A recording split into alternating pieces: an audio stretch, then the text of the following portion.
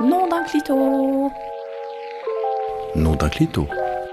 Nom d'un clito. Nom d'un clito. Nom d'un clito. Nom d'un clito, le podcast qui se fout des tabous. Une exploration sans filtre ni excuse de la santé sexuelle au féminin et au masculin. Des témoignages intimes, des récits de vie, des interviews d'experts et d'expertes, des conseils et une communauté où ta voix compte. Je suis Céline Guillan, facilitatrice de l'univers Nom d'un clito. Bienvenue dans ce nouvel épisode de Nom d'un clito, le podcast qui se fout des tabous. Aujourd'hui, j'ai le plaisir d'accueillir Corinne, une femme courageuse qui a traversé de nombreuses épreuves pour arriver à l'acceptation de soi. Corinne a grandi en se sentant souvent en décalage avec son corps. Enfant potelée et adolescente dotée d'une poitrine généreuse, elle a dû faire face aux moqueries et aux regards des autres. De l'allaitement de ses enfants à la décision de subir une réduction mammaire, Corinne a navigué à travers des moments difficiles, mais aussi des moments de transformation personnelle. Aujourd'hui, elle partage son histoire avec nous, offrant des perspectives sur la confiance en soi et le pouvoir de faire des choix pour soi-même. Corinne, bonjour et bienvenue dans cette émission. Bonjour Céline, merci de m'accueillir. Ça me fait vraiment plaisir de pouvoir passer ce moment avec toi et puis d'en savoir plus sur ton histoire et puis d'aller décortiquer un petit peu tout ça, tout ce qui fait que tu es toi aujourd'hui et comment tu as réussi à prendre du recul et à faire ce chemin d'acceptation. C'est pas un chemin facile tous les jours. Euh, il a pris du temps et en toute honnêteté, de temps en temps, il m'arrive encore d'avoir des regards sur moi pas top et je me dis, et je reprends de la hauteur en me disant, ok, accepte-toi tel que tu es, avec tout ce que tu as traversé, tout ce que tu as avancé, tout ce que tu as vécu, sois fier de toi et c'est ok quoi, c'est ok. Mais c'est vrai que c'est pas facile tous les jours. La vie, comme on dit, la vie n'est pas un long fleuve tranquille et c'est vrai quoi, surtout quand ça nous concerne nous et c'est notre corps et dans la société dans laquelle on vit en plus. Mhm. C'est pas fait pour nous aider, entre guillemets. Pas toujours, pas C'est pour nous toujours. aider. Mhm. Exactement. Et parfois, on fait des belles rencontres et puis on peut se faire accompagner aussi dans ces moments où c'est un petit peu plus difficile. Et puis, c'est vrai que de se faire accompagner et de s'autoriser et de se laisser accompagner, parce que ça aussi, c'est tout un art, à mon sens, d'arriver à lâcher et à se laisser accompagner. C'est très important ce que tu dis. Effectivement, se laisser accompagner. Il y a beaucoup de gens, pour eux, c'est une preuve de faiblesse. Ah, j'ai besoin de quelqu'un, mon Dieu, je suis faible, j'arrive pas tout seul. Ouais, mais tout seul, tu serais arrivé, tu l'aurais fait depuis longtemps. Mm. Si tu es là, dans la situation dans laquelle tu es aujourd'hui, c'est que tu n'as pas été capable de, mais pas capable de incapable, c'est pas ça. Tu n'as pas été capable, tu n'avais pas les outils qu'il fallait, tu n'avais pas la vision qu'il fallait, et justement, le fait de tendre la main pour que quelqu'un d'autre te la tendre et pour t'accompagner, justement, pour moi, c'est une grande force, un grand courage, une grande et belle action que fait les personnes. C'est important aussi de faire ce choix qui est pas toujours évident non plus de se choisir, comme on dit. Ce que j'entends, c'est que toi, tu as fait ce choix-là de, de, de mettre en priorité pour aller voir ce qui se passait pour toi. Et finalement, prendre soin de soi, et pas forcément toujours prendre soin de toi, parce qu'on pourrait avoir cette idée de prendre soin de soi physiquement, comment s'apprêter et tout. Mais c'est vrai que prendre soin de soi, ben, ça peut être carrément lire un livre qu'on aime, aller se promener. Et c'est, à mon sens, ce genre de petites choses qu'on pourrait avoir tendance à oublier parce que il y a le flot de la vie qui fait que, et puis qu'on n'a plus le temps ou qu'on prend pas le temps. Je pense C'est que c'est ça, surtout ça c'est qu'on surtout qu'on ça, on passe. prend pas le temps, c'est Ouais. ça. Et Ouais. puis on se met pas en priorité. Comment tu lis? Attends, t'as le repassage à faire? Ouais, ben non, je lis. Ok, lis. Tu vois, le truc bête, ce que je dis comme exemple, mais malheureusement, ça m'arrive plus. Mais ça m'est déjà arrivé quand j'étais plus jeune, parce que maintenant, j'ai une manière de vivre les choses totalement différente. Mais voilà, c'est vrai que tu fais quelque chose pour toi. Ah, mais tu fais ça, mais tu aurais pu faire autre chose. Ben ouais, mais l'autre chose, c'est non, je fais d'abord pour moi et après, je ferai l'autre chose. Et enfin, moi, je trouve que c'est hyper important. Ben, tu parles de toi un peu plus jeune, alors on va retourner dans le temps. Nom d'un clito, témoignage. Je te pose cette première question, qui est, aussi loin que tu t'en souviennes, je l'ai expliqué un petit peu dans l'introduction, petite fille, tu as nommé le mot potelé, donc j'utilise ce mot-là.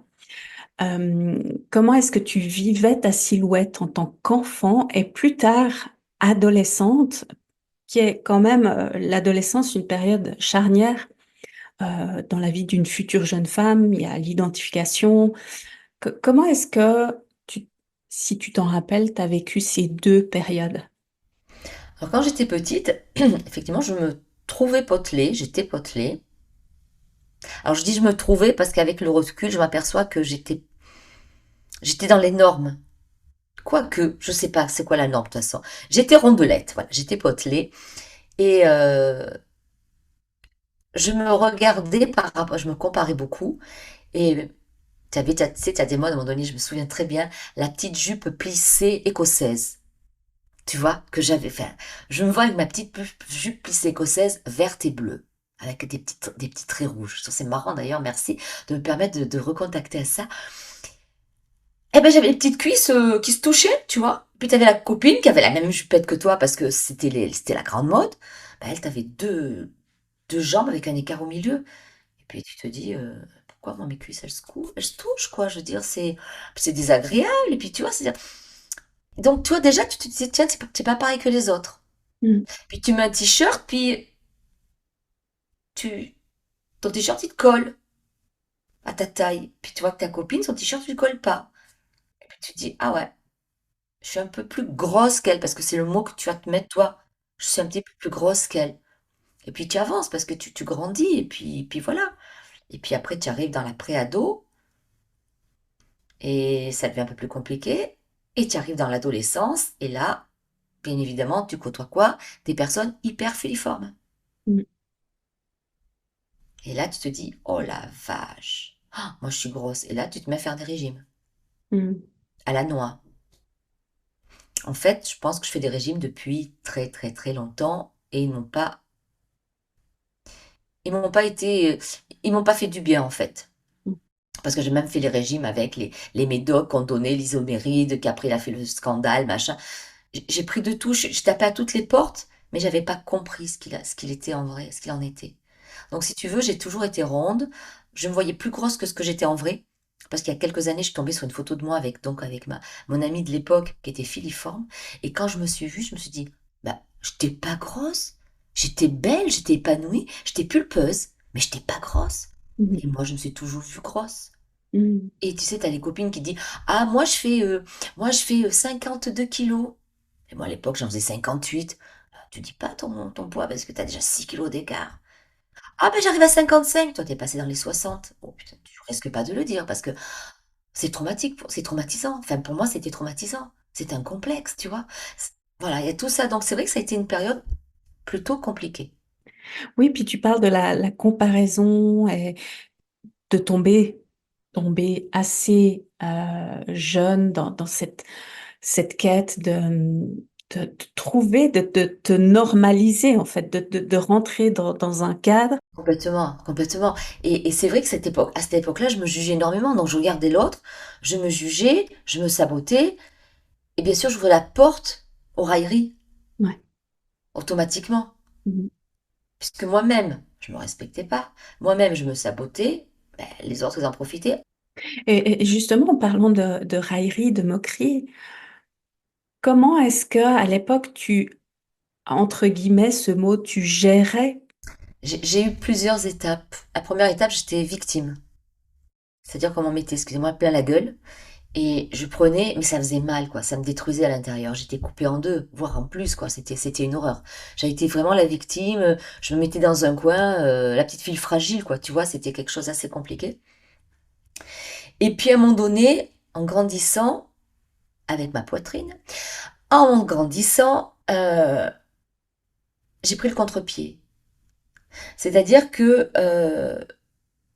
je voulais plus être la victime, je voulais être aimée. Mais avec mon handicap que je m'étais mise toute seule, et puis avec ce que le corps me donnait, ce que la nature m'avait donné, je suis passée sous la bonne copine. J'étais le clown, j'étais la bonne copine, les gens aimaient bien être avec moi parce que je disais toujours des bêtises, j'étais le bout en train. J'étais le bout en train, et de l'autre côté, je me cachais avec des habits hyper amples.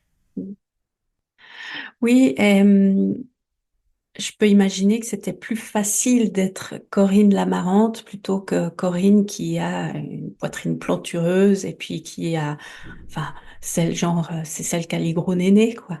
C'est ça, c'est ça. D'ailleurs, moi j'ai un souvenir, un truc affreux.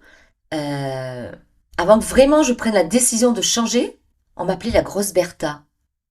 Et puis jusqu'au jour, j'ai dit, bon stop, ça suffit d'en prendre plein la tête.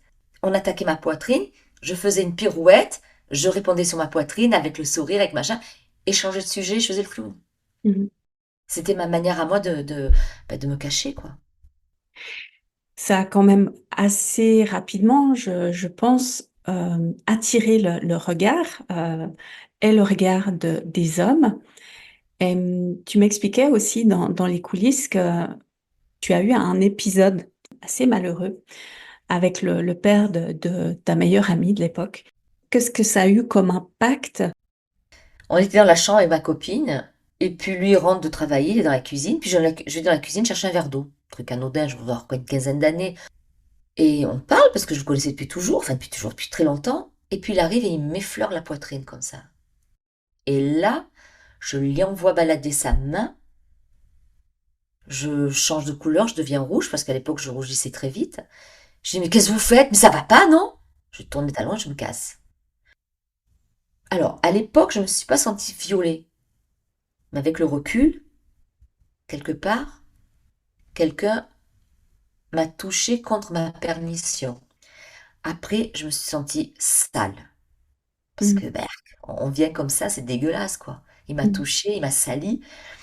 Ensuite, je me suis sentie ben, vulnérable. Parce qu'en fin de compte, c'est facile, quelqu'un vient, il te met la main sur les seins, et puis ça y est, quoi. La porte est ouverte. Mhm. Tu vois, j'étais vraiment mal, quoi. J'étais mal dans ma peau, je comprenais pas, je savais pas. Et puis surtout, je me sentais coupable. Mhm. Parce que s'il est venu me toucher, est-ce que j'aurais lancé un signal en disant, vas-y, tu peux venir, je t'attends. Mhm. Tu vois, il y a tout ça qui est venu dans mes pensées. Et, et c'était tout touffu, c'était tout emmêlé parce que qu'est-ce que j'ai fait de mal? Pourquoi il est venu? Est-ce que je l'ai cherché? Pourtant, je mets des t-shirts, pas de t-shirt col V, pas de t-shirt ouvert, des t-shirts limite d'homme, col rond, hyper ample, deux tailles au-dessus de la mienne. Est-ce que Mhm. c'est ça qui a friole parce qu'il sait que dessous il y a quelque chose, il a envie de comment je dois m'habiller, qu'est-ce que je dois faire? Tu vois, il y a tout ça qui est venu. Ça a été, franchement, ça a été une horreur. Ça a été horrible, ça a été, ça a été, ah ouais, c'était un traumatisme. Aujourd'hui, je peux dire le mot, c'était un traumatisme plus plus, quoi. Oui, bien sûr, bah, de toute façon, à partir du moment où il n'y a pas consentement et puis où il y a un attouchement, c'est une réelle intrusion. C'est ça. Et comment est-ce que c'est venu modifier ton rapport à l'homme? Les mecs, enfin, c'était l'époque où tu commençais à sortir avec les garçons. Tu sais. Ben non, quoi. Mon premier garçon, pour tout te dire, mon premier garçon avec qui je suis sortie, c'était un homosexuel.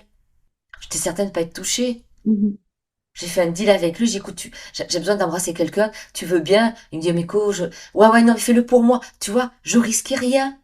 Tu vois, je me protégeais, quoi. J'étais hyper vigilante. Je voulais pas que ça me arrive, je voulais pas. Et l'homme était un danger pour moi. Et c'était compliqué. Qu'est-ce qui t'a permis petit à petit de prendre confiance? Est-ce que c'est le fait de prendre confiance en toi ou est-ce que c'est le fait de voir que ça pouvait être autrement aussi avec un homme? Je tombais sur un copain qui était hyper gentil, qui se foutait du physique, en fait. Tu vois, que j'ai des gros seins ou pas gros seins, il s'en battait l'œil. Donc, si tu veux, on a commencé à parler en tant que copains, et puis on s'est aperçu qu'il y avait quelque chose d'autre, et puis on est devenus petits copains, et puis, tu touches pas mes seins, ok, je touche pas tes seins. Enfin, tu vois, je veux dire, c'était pas... Pour lui, si tu veux, les seins n'étaient... Il s'en fichait. Donc, tu vois, je cherchais des mecs qui n'avaient pas la fixette sein, tu vois, qui étaient, où je risquais rien. Tu vois, et c'est comme ça. Et petit à petit, bien évidemment, j'ai grandi, j'ai évolué dans ma tête, j'ai fait un travail sur moi. Mais je pourrais pas te dire à l'époque comment je l'ai fait, parce qu'à l'époque, je travaillais pas sur moi, j'étais jeune. Puis tout ce qui se passe aujourd'hui, ça n'existait pas. Mmh. Donc c'est venu quand même fortement impacter aussi ta vie intime? Ma vie intime, elle a commencé tard, moi. Enfin, tard. Moi, elle a commencé à 19 ans. Et j'étais avec une personne que j'aimais très fort. Mon premier amour vrai, je l'aimais très fort. Donc, si tu veux, l'amour a pris le dessus sur tout. Mmh. Et j'ai oublié mon corps, si tu veux. Il était ce qu'il était. Quand j'étais seule, je me voyais, je disais, pff, quand même. Mais quand j'étais avec lui, il y a tout, j'oubliais tout, tout disparaissait. C'était âme à âme, amour, amour. Tu vois, donc là, il y avait autre chose qui se passait. Et plus tard, tu as rencontré le père de tes enfants, tu es tombée enceinte. Hem, Comment est-ce que tu as vécu le changement de ton corps à cette période-là, avant et après tes grossesses? Nom d'un clito, abonne-toi et like tes épisodes favoris. Alors, j'ai adoré être enceinte. Mmh. Parce que comme je suis ronde, potelée, je pouvais grossir, mais comme je voulais, parce que c'était pour le bébé que je mangeais. Tu vois? Bien sûr, mes seins ont grossi, mais c'était normal, c'était pas dans la grossesse. Tout Mmh. le monde te dit, les seins grossissent, ils maigrissent. Mes seins ont grossi, ils vont maigrir. Mmh. Je, j'accouche de ma fille, je dis, allez, je vais l'allaiter. Ma fille donc grandit, tout ça, mais j'ai pas perdu ma poitrine. Mmh. La vie passe, je suis enceinte de mon fils. Et là, je me dis, déjà, tu vas moins grossir. Non, déjà, je me dis, comment ça va se passer? Mon fils, j'ai pris 20 kilos. Pouh, ok, je le prenais, voilà. Mais je les ai pas vus venir, ces 20 kilos. Ils m'ont pris par surprise. Je me suis laissé prendre par surprise, on va dire. C'était plus réaliste. Soyons- Appelons un chat un chat. Voilà. J'ai pris encore un bonnet de plus. Et là, si tu veux, donc j'avais déjà les soutiens-gorge.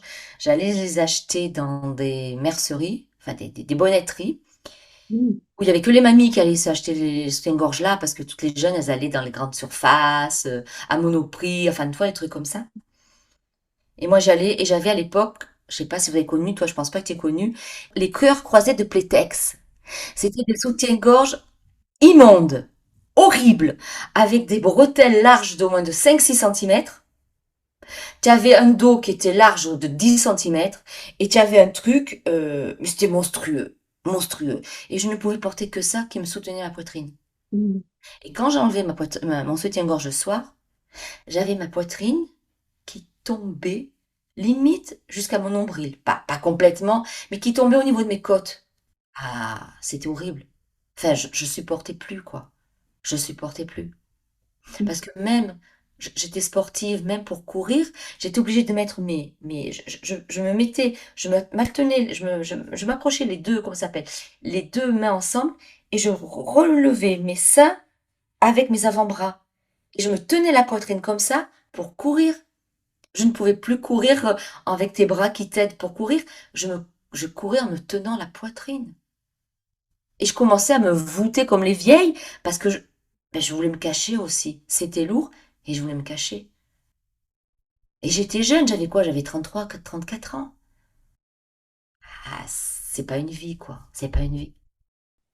Et à ce moment-là, tu as pris la décision de faire une réduction mammaire.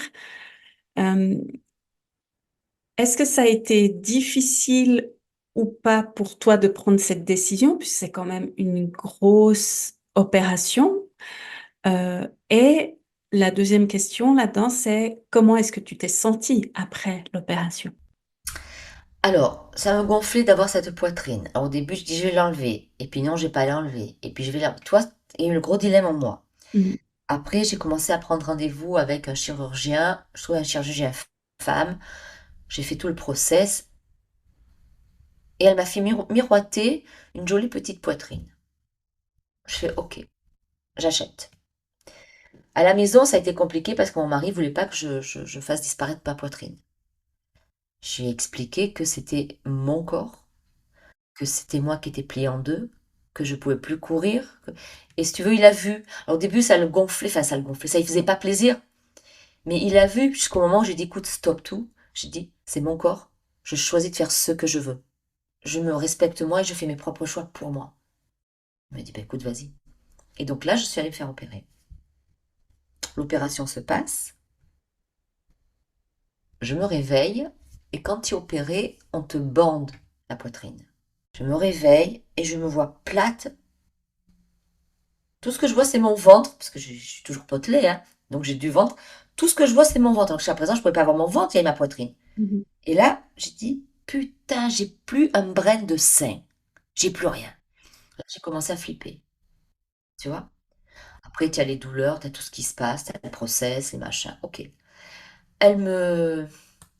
On me débande, et après, tu as un soutien-gorge spécifique qui te maintient la poitrine, que tu dois garder jour et nuit. Je le garde. Et puis après, donc les points qu'elle va t'enlever ou qui partent, enfin bon. Et après, tu découvres vraiment ta poitrine une fois que... Alors, tu la vois entre-temps, tu la vois bleue, tu la vois jaune, tu la vois avec les points. J'ai évité de regarder parce que je crains tout ça. Donc, je savais qu'elle était en train de cicatriser, tout ce qu'il fallait, le process que le corps faisait. Et là, je vois ma poitrine. Et je vois une toute petite poitrine. Je dis, mais qu'est-ce qu'elle m'a fait? Et là, elle m'explique, vous aviez des glandes mammaires tellement grosses que j'ai pas pu faire comme je voulais. J'ai été obligée de supprimer. Et donc, si tu veux, elle a enlevé plus que ce qu'elle m'avait dit qu'elle devait m'enlever. Mhm. Donc, je suis sortie de l'opération. J'étais déçue dans le sens où, putain, j'ai plus de poitrine, quoi. Je voulais quand même avoir un petit peu de poitrine. Et là, j'avais l'impression de plus rien avoir. Je l'ai mal vécu. En plus, je voyais mon ventre, que mon ventre. Alors bien sûr, tu repars dans les régimes parce que tu vois que ton ventre, puis tu as une toute petite poitrine, et puis, ah ben non, j'avais un complexe de sein, maintenant j'ai le complexe du gros ventre et du gros cul parce que j'ai plus de sein.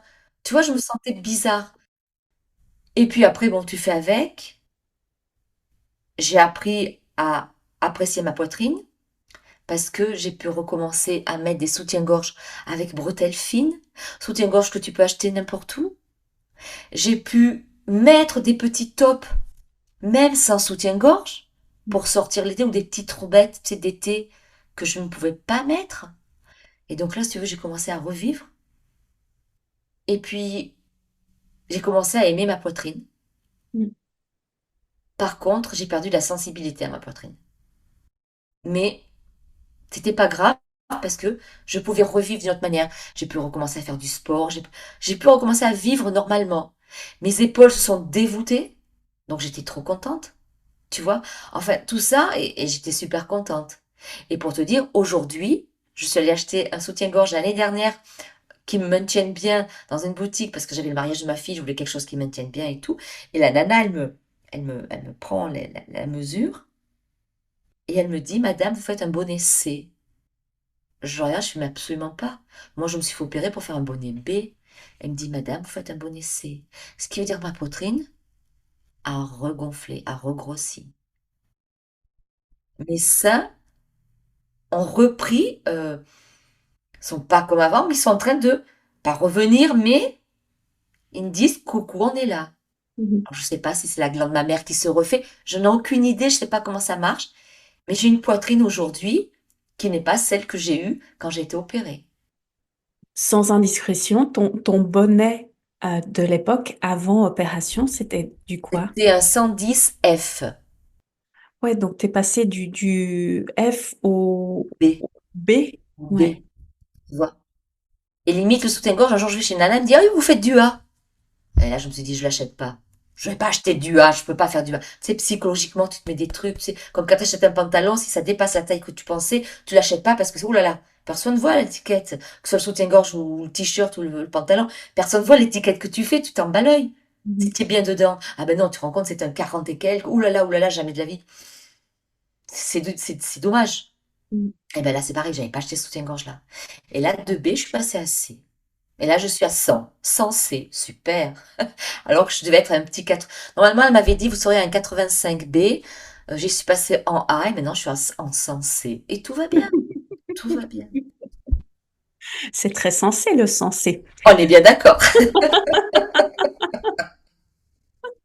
Combien de temps ça a pris pour que tu recommences tu t'autorises à mettre des petites robes ou à aller acheter des jolis soutiens-gorge dentelle ou autre matière? Ça a dû prendre une bonne année. Ça a dû prendre une bonne année parce que franchement, c'était compliqué, quoi. En plus, c'était pas la poitrine que je voulais. Parce que tu sais, t'imagines, enfin, moi, j'imaginais tout au moins, comme les nanas qui vont se faire qui se mettent des prothèses. Elles ont des poitrines qui ont de jolies formes, elles ont, tu vois?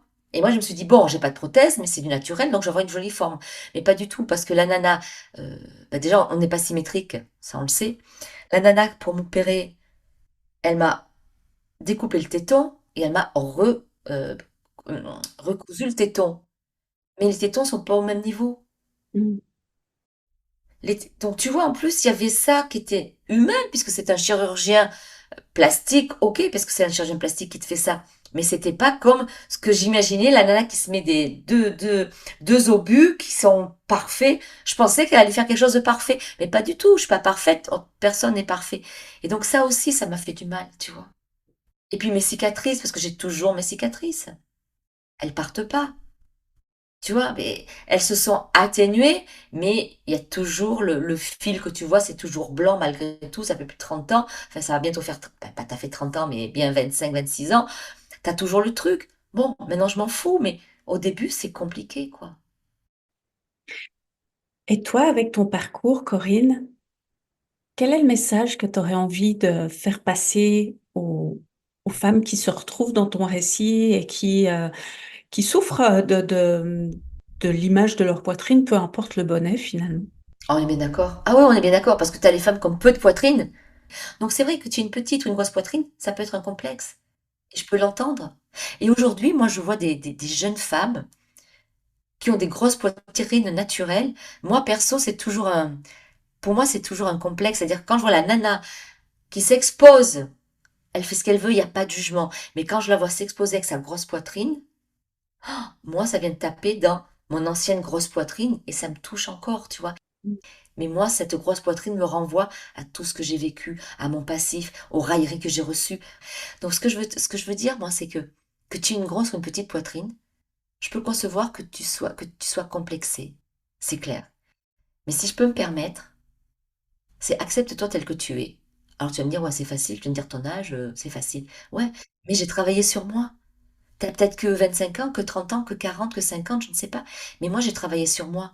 Et si je peux me permettre, si tu peux travailler sur toi, c'est bien. Si tu peux te faire accompagner, c'est bien. Mais déjà, commence par arrête de te juger. Arrête de te comparer. Arrête de te chercher la petite bête. Oh, regarde, mais ça, c'est les... Regarde-toi, regarde tes yeux. Commence par regarder tes yeux.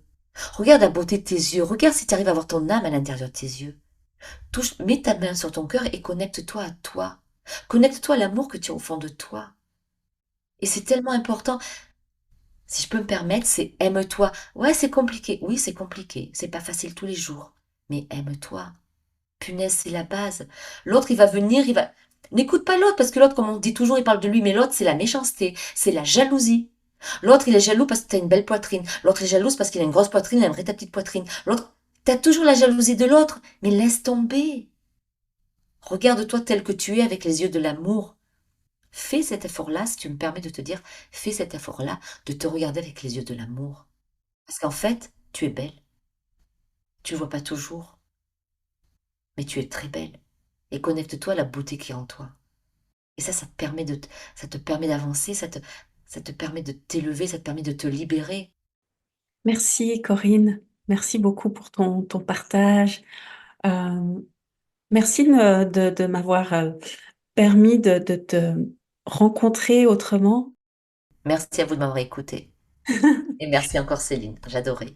Chère auditrice, cher auditeur, merci d'avoir écouté cet épisode de Nom d'un clito. Rappelle-toi, chaque voix compte et à très bientôt. Nom d'un clito, un espace ouvert à toutes et tous. Pour tout savoir sur l'univers Non d'un Clito et ne rater aucun épisode, like et inscris-toi à la Clito News. À bientôt!